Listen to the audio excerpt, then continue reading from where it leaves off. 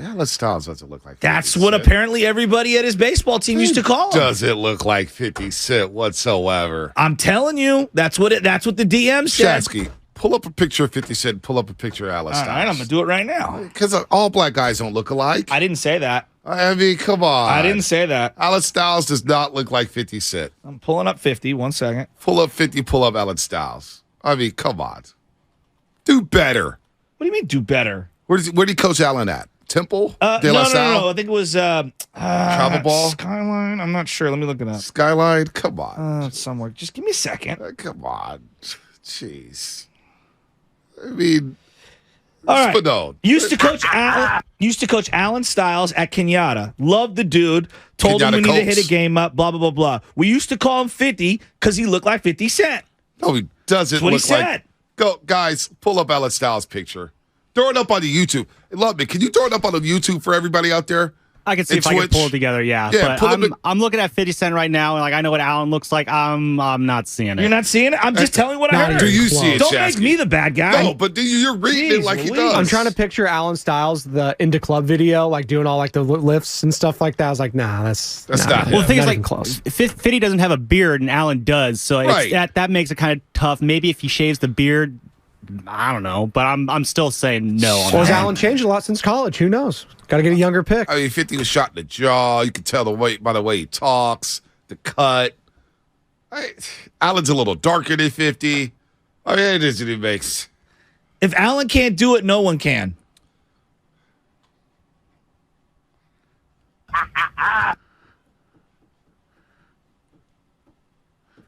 I'm a roaster.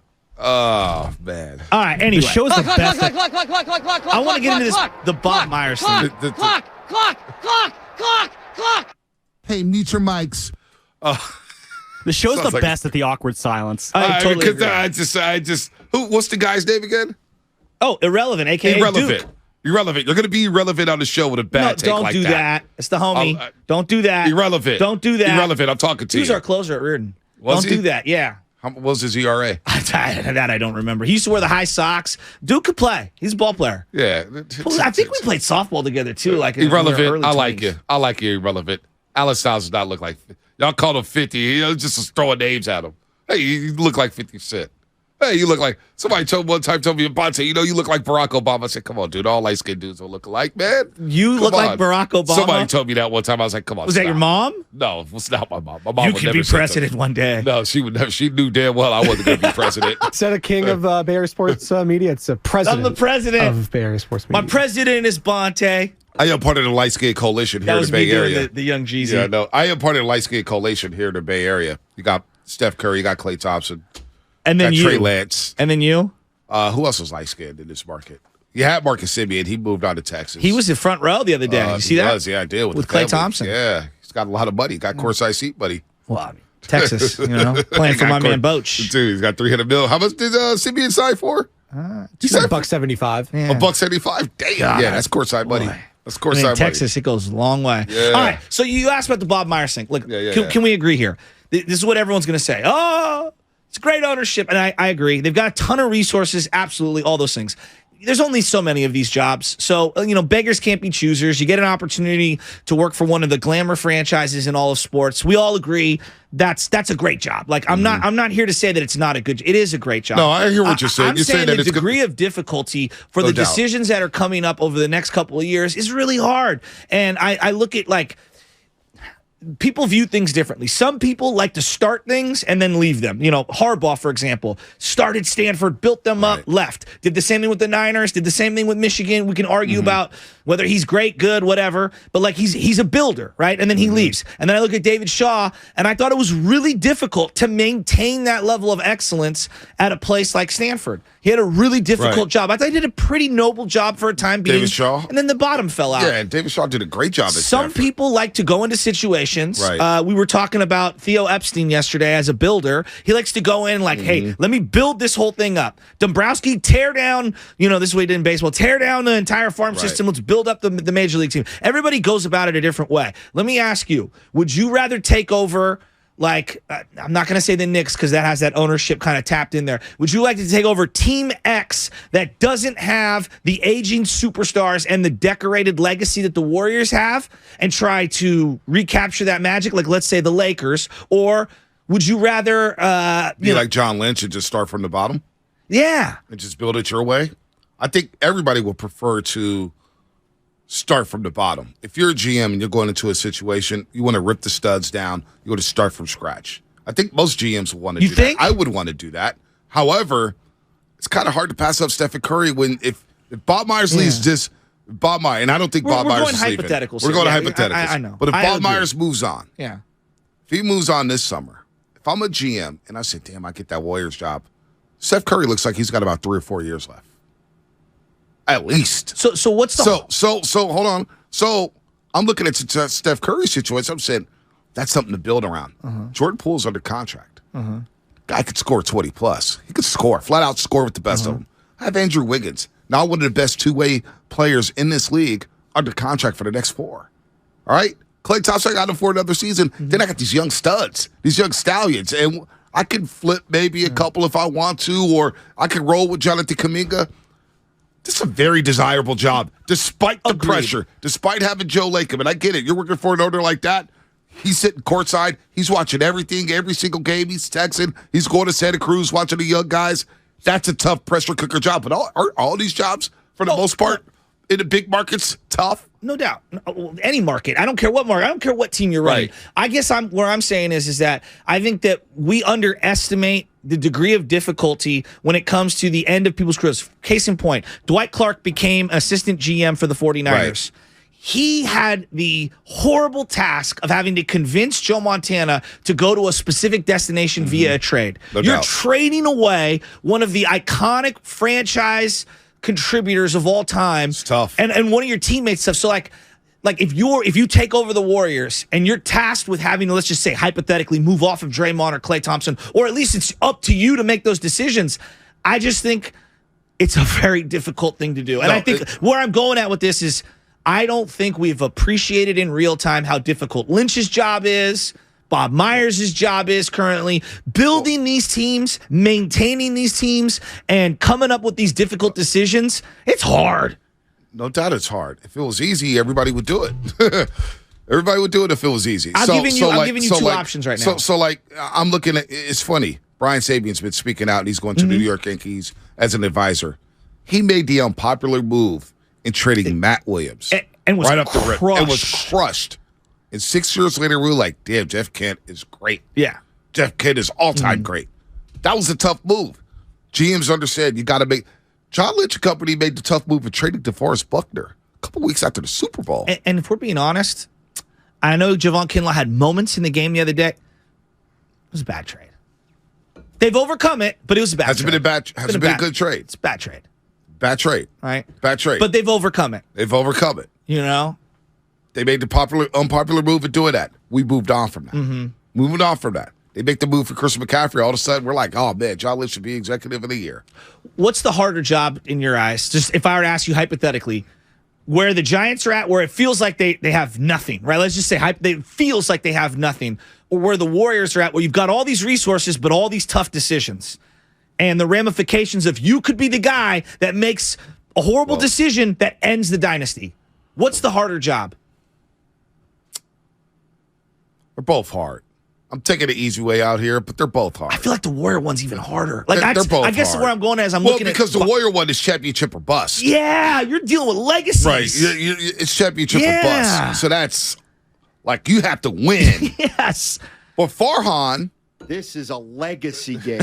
But Farhan, like you're looking at the situation. He can't get nobody to come here, unless you've had injury histories or you got an opt out after a season. So they're both hard. It's probably a tad bit more pressure because you do have Stephen Curry. That's what I'm saying. You do have Joe Lacob. You do have Steve Kerr. And what if you're the one that win. And what if you're the guy like just forget the core three? Like we're like, oh my God, if someone wanted to trade Draymond or Clay, forget that. What if you're the guy that trades the young guy who ends up developing somewhere else, and everyone loses their minds? Like I know that can happen with any transaction, but like I just feel like where the Warriors are at right now is a very interesting. It's a very interesting time in place. No doubt. Here's what Joe Lacob. I was going to play this Kerr one, actually. Kerr. Here's what Kerr had to say about what Bob Myers means to the organization. I think it's the stability that Bob brings and the care that he brings to every relationship that he has, whether it's relationships with players or coaches or Joe or other front office members. Bob is just an incredible human being, and you always know how much he cares about you, and there's just a continuity and a comfort level for the entire organization because of Bob. We know we're in great hands, and I think in professional sports there's so much value in continuity and having good people in place and really weathering the inevitable storms. I think about the Spurs with Pop and R.C. Buford. Think about Miami, with Eric Spoelstra and Pat Riley, and in all those cases, you just have a central figure like Bob who's just so key to keeping things together when inevitably you get a rough patch. And so Bob is just an enormous part of our success, but also our ability to sustain what's happening here. And they weathered the rough patch in 2019, 2020, winning 15 games. They weathered the pandemic season. Such a bad year. They weathered the pandemic season, going to the play-in and losing in the play-in to the Lakers and the Grizzlies. And then you win a championship. So like the Spurs, they've been able to recoup and get back to the mountaintop. And now you're trying to stay there. I want to get this Joe Lacob one in too, because from the owner, I want to hear what the owner has to say about Bob Myers and what he means to the organization. Here's Joe Lacob on the TK podcast. He's done a phenomenal job. He's been executive of the year, and deservedly so. If you look back at over his 10-year career, we don't tend not to talk about Bob, but Bob's done an incredible job. Bob, the Andre Iguodala signing, I look back and say that was actually, you guys will never understand how difficult that was. He had to clear a lot of space to do that. He did a phenomenal job. Kevin Durant was really his idea and execution, and that brought us to championships. So look, Bob's great. Bob's done a great job, but we also do have a tremendous organization beneath him, great depth. I'd like to think more depth than almost any organization with really good people, and he's supported very well. And so, look, I don't want him to go. I don't think he'll go anywhere. I expect him to be here, and it would hurt to lose him, certainly. But like you said, I mean, we have to just go forward. So there are circumstances that do evolve sometimes, and I guess it's conceivable. There's some chance that for some reason he or Steve wouldn't be here. I don't think it's likely, but it is possible. And so, we'd have to figure out a way to go forward.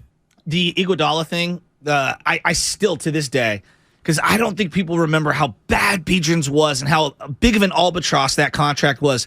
The fact that they found a trade partner to take that money and then somehow, rework that trade to acquire Iguodala after missing out on Dwight Howard, that really was one of those all-time, what? They did what? See, I think you underestimate how this fan base feels about the team and realize how bad Biedrins was at the time. What do you mean? I'm saying he was bad. Yeah, but no, I also think you underestimate how there's so many suckers in the NBA that take on bad contracts. There's always a dance partner. I've seen NBA bet. Think about, remember everybody said nobody's taking on Andrew Wiggins' contract. Nobody would take D'Lo's contract. Nobody would ever do anything like that. Russell Westbrook got traded. Well, LeBron wanted Russell Westbrook. Yeah, but these deals happen all the time. And he has 1 year left. These deals happen all the time. Andrew Wiggins. I mean, Rudy Gobert. Everybody said Utah's never going to be able to get off of Rudy Gobert's contract. Oh, yeah? Watch this. Danny Ainge comes in, gets 4 first-round draft picks for him. But there's Rudy always, Gobert is like a two-time defensive player. Yeah, but he's overrated. We know that. I agree. We know that. We see him exposed. Was unplayable for multiple seasons. No doubt.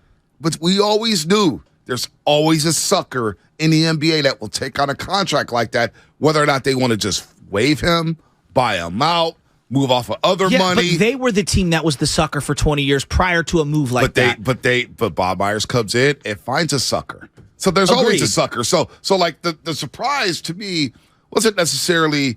You weren't surprised. Wait, time out. You weren't surprised. You're telling me you were not surprised that they moved off of Biedrins and got Andre Iguodala in a 3-way deal. I was surprised that Andre Iguodala wanted to come here, but I was not surprised they were able to move off of Biedrins and all those contracts. I was shocked, jaw dropped, that you acquired Iguodala, who had just played in the playoffs a couple years prior, and somehow worked the deal to dump Biedrins. That was a shocking move to me. It was shocking more so that Iguodala wanted to come here. To me, I wasn't shocked that they moved off the Biedrins because I remember telling front office, this my guy Igor Spivak. I was like, dude, we've been saying this for years watching the NBA. There's always a sucker that will take on the bad contract. There's always a sucker who would get hosed in a deal. There's always a sucker who thinks they can, oh, well, you know what? He's bad over there. Let me go rectify him over here. There's always a sucker. Always. And the Warriors found their sucker. Because why? Bob Myers is good at his job. Jerry West is here. And they found that sucker. You bring in Iguodala, and boom, you kickstart the dynasty. Like, I wasn't surprised about that aspect. I was surprised that Iguodala wanted to come to the Warriors. I was like, wow, somebody wants to come to the Golden State Warriors. Go figure. They're a desirable destination. Wow. Now, the tech stuff had a lot to do with it, of course. Stephen Curry had a lot to do with it. A lot of people think that Iguodala kind of sold off the Nuggets in that playoff series. We don't have to revisit that one. But you look around the league. Just look at the transactions over the last 12 years in the NBA. There's always a sucker taking on a bad contract. That can be true, but the fact that they moved Biedrins was shocking to me, and I think the majority of people were surprised that anyone would have taken Biedrins at that point in time and somehow reworked it in a three-way deal to acquire Andre Iguodala. That's all I'm saying. Yeah, I don't know.